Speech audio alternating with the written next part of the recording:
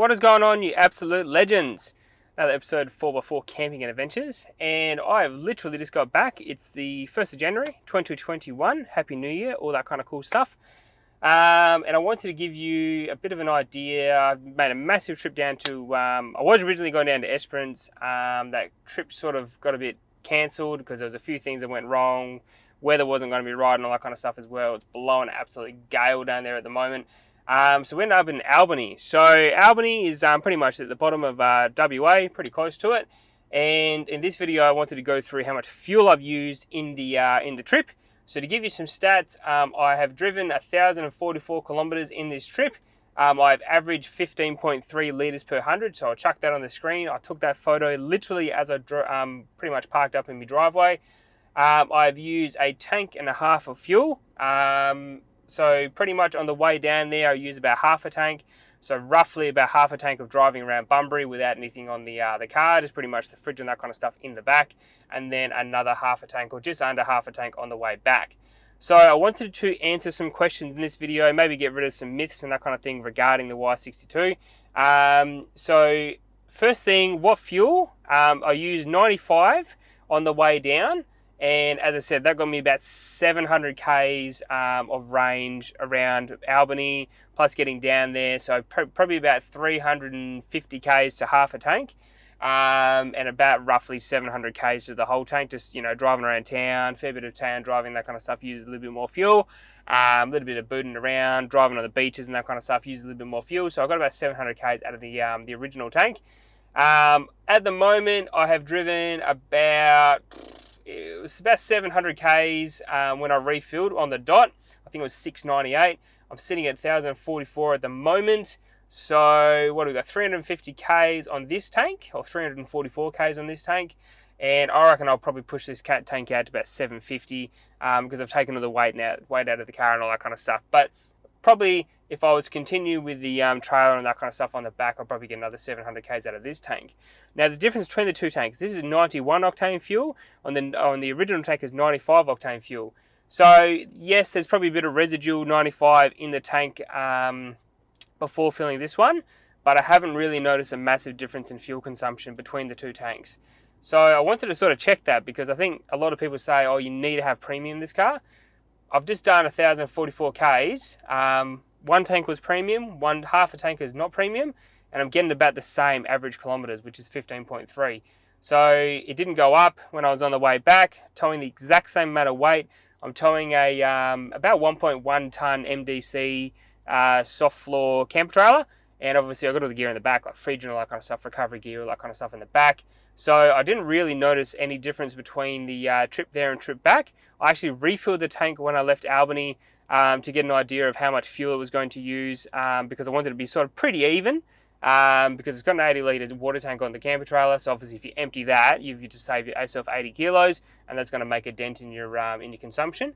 But yeah, no, I didn't really notice too much of a difference on the way there and back. So I think that's myth number one. 91 obviously is going to use more fuel, and that's just the natural way of 91 octane fuel. But in my testing going there and back, I haven't really noticed too much of a difference. Maybe if I refilled 95 again and it was still going through the system, maybe I would have got it down to like 15 possibly. Hard to say, but we're talking, you know, very, very small margins here, so nothing to sort of write home about.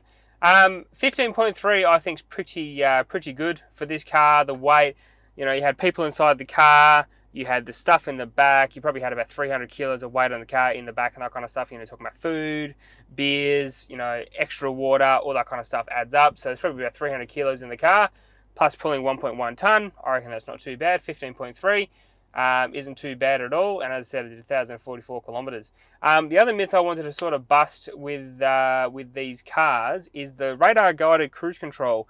So a lot of people said, oh, use your own throttle, it's better, you're going to save fuel, all that kind of stuff. And I use radar pretty much the whole way down to Albany. And as I said, I averaged 15.3, and I use my foot all the way back, and I averaged 15.3. So it didn't change. I was watching the, well, I've got a fuel gauge thing here, and I was watching that, and they were pretty much around the same point the whole way. So I didn't really notice too much in difference of, how much of actual fuel you're using. So I'm going to stick to using radar cruise control. A lot of people said, because it'll automatically go back up to 110 or whatever, once it obviously, once it stops seeing a car in front, something in front of you, and it always try to stick to that speed. But you're trying to stick to that speed anyway, so I didn't really notice too much of a difference. So I'm going to continue using it. And if there is a difference, it's probably like 20 kilometers or something like in your tank. So I think that's a bit of a myth busted that the radar cruise control uses a little bit more fuel, because I can't pick it. I'm getting about 700 Ks, or the trip down there was about 700 Ks before I had to refill. So 350 Ks down to Albany from Bunbury, and that was about half a tank. And then I used about half a tank of driving around Albany, beaches, all that kind of stuff. So about 700 Ks. These are meant to use 900 Ks on the highway, or you can get 900 Ks out of these on the highway if obviously there's nothing in it, there's one person sitting in there. So I reckon maybe if I didn't go on the beaches, and maybe if I wasn't so vigorous with the right foot, didn't do as much town driving, I probably could have got about 800 Ks out of the tank, even with the camper trailer on there. It'd be about that 750 mark to possibly 800. But this tank, I've obviously done 344 or 350 kilometers back from Albany, plus a little bit of driving around Albany. But yeah, about 350 kilometers, and I'm just above the half a tank mark. And when I go back to work on Monday, I'm definitely going to find that I'm going to probably get about 750 to 800 Ks out of this tank. So I've done two resets on the computers. So the first one is the total kilometers, which is 1,044, and the secondary one, which I'll go to now, is about 354 kilometers. So about right for coming back from Albany, and the tiny little bit of town driving, that kind of stuff in between. So yeah, it'd be interesting to see what I get out of this tank, that's for sure. I reckon about 800 Ks, about 750, 800 Ks. But yeah, that's fuel consumption. I'm pretty happy with that, actually. This thing tows like a dream. It fits everything I need in it, and I'm pretty happy with a big V8 3-ton bus getting 15.3 litres per 100. I'm pretty happy with that. So as I said, I didn't buy this for fuel consumption, but I want to sort of debunk a few myths with fuel consumption, I think, in this video. And as I said, trip down to Albany was actually pretty awesome. I got some drone footage and that kind of stuff that I'll put up obviously over the video, but you've probably seen a little bit already. But yeah, Albany was awesome. Beaches down there are spectacular, and it was a little bit windy, but no, it was a pretty damn awesome trip. Had a great time, relaxed and refreshed and all that kind of stuff. And I think over the next couple of days, while I've got a little bit of time free, I'm going to go finish off the off-road video for this car, because I didn't quite finish that before Christmas, so I'll get that video out in the next sort of couple of weeks. But 2021, starting off with a bang with fuel consumption. What a way to start the video series in 2021. But I hope you had a great New Year's, and I hope you had a great Chrissy.